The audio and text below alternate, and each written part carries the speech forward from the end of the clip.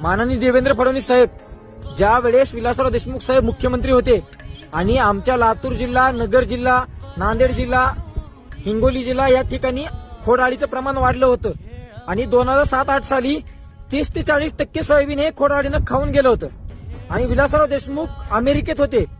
त्यावेळेस त्यांना तिथं पत्ता कळाला की महाराष्ट्रात हे नुकसान झालेलं आहे, तर त्यांनी तिथून आम्हाला एकरी 8,000 रुपयाचं अनुदान जाहीर केलं होतं आणि मदत केली होती.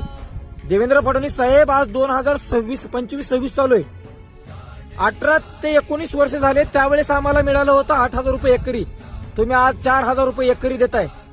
16च्या वर्षानंतर आमचा भाव एवढाच वाढला का? अहो, एवढं नुकसान झालेलं आहे तरी पण तुम्ही आम्हाला 100% नुकसान झालेलं आहे आमचं सध्या, तरी पण तुम्ही आमची एवढा अपमान करताय. अजित दादा, तुम्ही विलासराव देशमुख साहेबांच्या मंत्रिमंडळात काम केला, सारखं त्यांचं नाव घेता. आम्ही तुमच्याकडे त्यांच्या पद्धतीनं काम करणारा नेता म्हणून ओळखतो.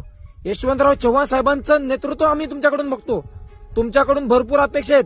शिंदे साहेब, फडणवीस साहेब, तुमच्याकडून महाराष्ट्राला खूप अपेक्षा आहेत. डबल इंजिन सरकार नाही, ट्रिबल इंजिन सरकार झाले. तुम्ही शेतकऱ्यांना मदत करा, शेतकऱ्यांना धीर द्या.